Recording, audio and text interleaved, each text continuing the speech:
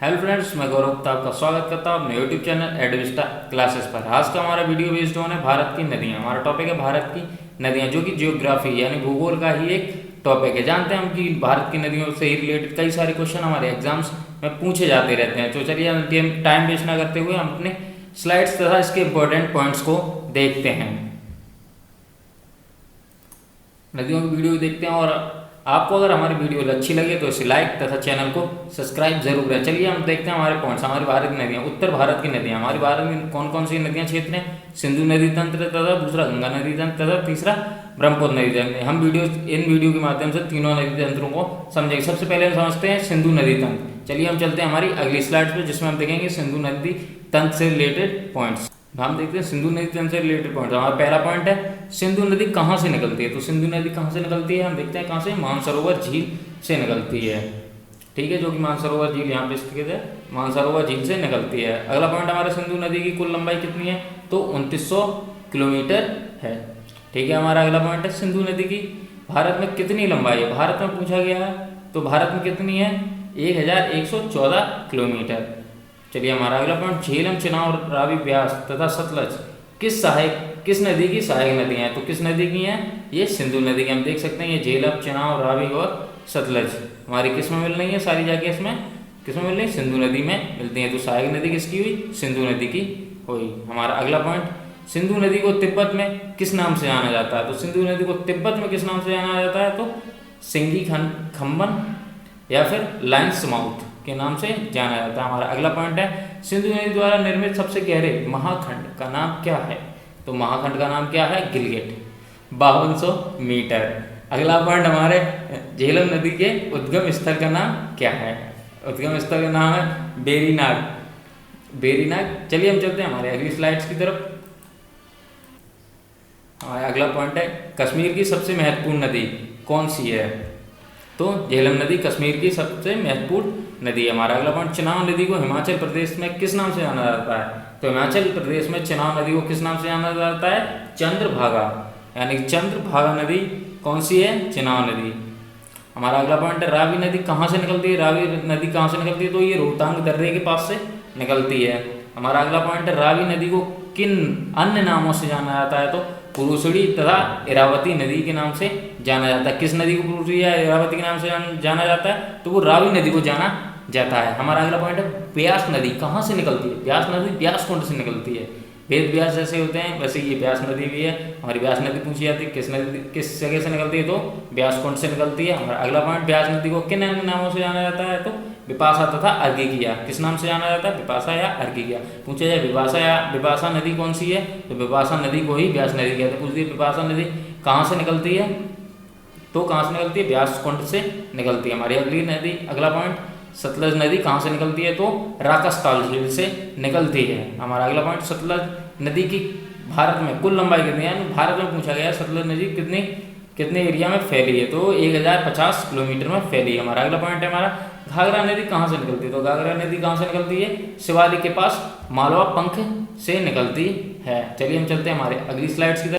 हमने देख लिया सिंधु नदी तंत्र को, हमने समझ लिया। अब हम समझते हैं गंगा नदी तंत्र। गंगा नदी तंत्र में हम पॉइंट्स भी देखेंगे और इसमें एक फिगर देखेंगे जो कि मेरे द्वारा खुद बनाया हुआ फिगर है। चलिए हम पहले देखते हैं गंगा नदी तंत्र से रिलेटेड पॉइंट्स। तो गंगा नदी रिलेटेड पॉइंट्स क्या है? गंगा नदी का उद्गम स्थल कहाँ है? गोमुख नदी से। गंगा नदी का उद्गम स्थल कहाँ है? गोमुख नदी से। और समझते हैं हमारा अगला पॉइंट क्या है, किन दो नदियों के संगम यानी देवप्रयाग के बाद यह गंगा नदी कहलाती है। तो भागीरथी और अलकनंदा जब मिल जाती हैं आपस में ये देवप्रयाग में, तब ये गंगा के नाम से आगे प्रचलित हो जाती है। चलिए हमारा अगला पॉइंट क्या है, भारत का सबसे बड़ा नदी बेसिन का नाम क्या है। तो गंगा नदी बेसिन क्या नाम है? गंगा नदी बेसिन। हमारा अगला पॉइंट, गंगा नदी की लंबाई कितनी है। तो ये 2510 लिखी है, किसी में 2525 लिखी होती है। तो ऑप्शन में जो भी हो आपकी 2510 हो या 2525 हो, आप उसे क्लिक कर दें। हमारा अगला पॉइंट है, भारत की बृहत्तम नदी का नाम क्या है। गंगा नदी। बृहत्तम नदी कौन सी है? गंगा नदी। हमारा अगला पॉइंट है, गंगा नदी को बांग्लादेश में किस नाम से जाना जाता है। तो पद्मा नदी के नाम से जाना जाता है। हम अपने फिगर में देखते हैं कौन सी नदी क्या नाम से कहलाती है। हम इसमें देखते हैं कि गंगा नदी का उद्गम स्थल तथा कहाँ जाके कैसे ये बंगाली खाड़ी में मिल जाती है। तो हम देखते हैं ये गंगोत्री मानी से निकलती है भागीरथी, और ये संतोषी मानी से निकलती है, संतोषी मानी से निकल के आती है अलकनंदा। तो अलकनंदा और भागीरथी जब देवप्रयाग में मिल जाती हैं तो ये आगे बढ़कर ये हरिद्वार में यहाँ आके ये क्या नाम ले लेती हैं, गंगा नाम ले लेती हैं। तो ये गंगा नदी की लंबाई इसमें दी गई कितनी है, 2525 किलोमीटर है। ऐसे ही ये आगे चल के क्या कहाँ गिरती है कि सुंदरबन डेल्टा में। ये पूछा है तो सुंदरबन डेल्टा में गंगा नदी किस नाम से गिरती है, तो ये गंगा नदी जो सुंदरबन डेल्टा में गिरती है वो मेघना के नाम से गिरती है। इसमें बहुत सारी नदियाँ भी मिलती हैं, जैसे कि रामगंगा भी मिलती है, गोमती मिलती है, घाघरा भी मिलती है, तो गंडक मिलती है। किस साइड से मिलती है, लेफ्ट साइड, यानी बाईं तरफ से मिलने वाली नदियाँ हैं। ये हमारी क्या है, ये तिब्बत की तरफ से आने वाली नदी ब्रह्मपुत्र मिलती है गंगा में। आगे कहाँ पे मिलती है, गोलकोंडा घाट पे मिलती है बांग्लादेश के पास। तो बांग्लादेश में किस नाम से भी आया था क्वेश्चन, बांग्लादेश में किस नाम से जानते थे हम गंगा को, पद्मा के नाम से जानते थे। और इसमें राइट हैंड की साइड की तरफ से कौन सी नदियाँ मिल जाती हैं, यमुनोत्री मिल जाती है, सोम मिल जाती है, पुनपुन मिल जाती है, और ये कौन सी नदी है, ये हुगली नदी है जो कि फरक्का के पास मिल जाती है। इस सारे मैप को हम एक अलग वीडियो के माध्यम समझेंगे, अभी हम इसमें शॉर्ट में समझ लेते हैं कि किस प्रकार से गंगा नदी का उद्गम स्थल स्टार्ट होती है और कहाँ पे जाके मिलती है, मतलब मिलती कहाँ है, सुंदरबन डेल्टा में मिल जाती है। हम ये यमुनोत्री को अलग से समझेंगे जिसमें केन नदी, बेतवा नदी और चंबल नदी मिल जाती है। चलिए ठीक है, हम चलते हैं हमारी अगली स्लाइड की तरफ। हमारे पॉइंट्स फिर आगे पॉइंट्स हमारे क्या हैं, हमारा पहले है कि सुंदरबन डेल्टा भारत तथा बांग्लादेश में स्थित विश्व का सबसे बड़ा नदी डेल्टा है। इसका निर्माण गंगा, ब्रह्मपुत्र तथा मेघना नदियों द्वारा हुआ। इसका लगभग 2/3 भाग बांग्लादेश में तथा शेष भाग भारत में आता है। ठीक है, ये सुंदरबन डेल्टा के ऊपर हमने पॉइंट दिया है। हमारा अगला पॉइंट है मंदाकिनी नदी किस जल प्रवाह तथा मुख्य नदी से संबंधित है, तो ये अलकनंदा से संबंधित है।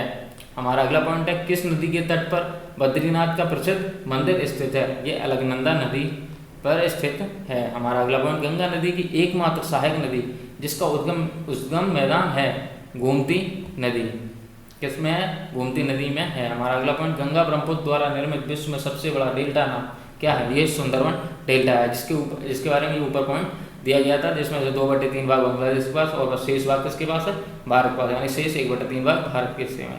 हमारा अगला पॉइंट है यमुना नदी कहाँ से निकलती है, तो अभी बताया था यमुना नदी कहाँ से निकलती है, यमुनोत्री से निकलती है। और आप जानते हैं कि हमारे सारे पॉइंट्स किससे लिए गए हैं, फास्ट ट्रैक नाम की एक बुक है जिससे A to Z पॉइंट लिए गए हैं, शुरुआत से लेकर अंत तक पूरी फास्ट ट्रैक को हम वीडियो के माध्यम से प्रोवाइड करेंगे। चलिए चलते हैं हम अगली स्लाइड पर। हमारी अगली स्लाइड है यमुना नदी कितनी लंबी है, तो 1376 किलोमीटर लंबी है। हमारा अगला पॉइंट है यमुना नदी गंगा की किस स्थान पर मिलती है, तो ये इलाहाबाद में आके मिलती है। हमारा अगला पॉइंट किस नदी को प्रारंभ में अरुणा नदी के नाम से जाना जाता है, तो किस नदी को अरुणा नदी के नाम से जानते हैं, कोसी नदी को जानते हैं। तो आपके लिए क्वेश्चन है कि कोसी नदी को किस जगह का शोक कहा जाता है। आप इस क्वेश्चन को सर्च करें और इसका आंसर कमेंट में लिखें। हमारा अगला पॉइंट बंगाल का शोक किस नदी को कहा जाता है, आंसर भी इसमें दिया गया है, इसमें बंगाल का शोक दिया गया और मैंने आपसे पूछा है कोसी नदी किस जगह का शोक है। बंगाल का शोक कौन सी नदी है, दामोदर नदी है। हमारा अगला पॉइंट अरावली पर्वत श्रृंखला किस नदी प्रणाली से द्विविभाजित होती है, तो चंबल और साबरमती से। और अगला पॉइंट हमारा है किस नदी को बिहार का शोक कहा जाता है, कोसी नदी। आपको इसमें पॉइंट्स दिया गया था जो मैंने ऊपर पूछा था वो आपको नीचे दिया गया है कि कोसी नदी किस जगह का शोक है, ये बिहार का शोक है। हमारा अगला पॉइंट है कौन सी नदी अपना रास्ता बदलते रहने के लिए प्रसिद्ध है, कोसी नदी। इसीलिए बिहार का शोक कहलाती है क्योंकि इसका एक कोई निश्चित रास्ता नहीं है, ये कभी किसी भी रास्ते से आ जाती है, कहीं किधर किसी रास्ते से बहने लगती है, इसलिए इस पर न बांध बनाया जा सकता है, इसलिए ये बिहार का शोक कहलाती है। हमारा अगला पॉइंट और लास्ट पॉइंट है इस वीडियो का, चंबल नदी की लंबाई कितनी है, चंबल नदी की लंबाई कितनी है, 960 किलोमीटर। चलिए इसी पॉइंट के साथ हमारी वीडियो समाप्त होती है। और अगर आपको हमारी वीडियो अच्छी लगी हो तो हमारे चैनल को लाइक और सब्सक्राइब ज़रूर करें। तब तक के लिए धन्यवाद।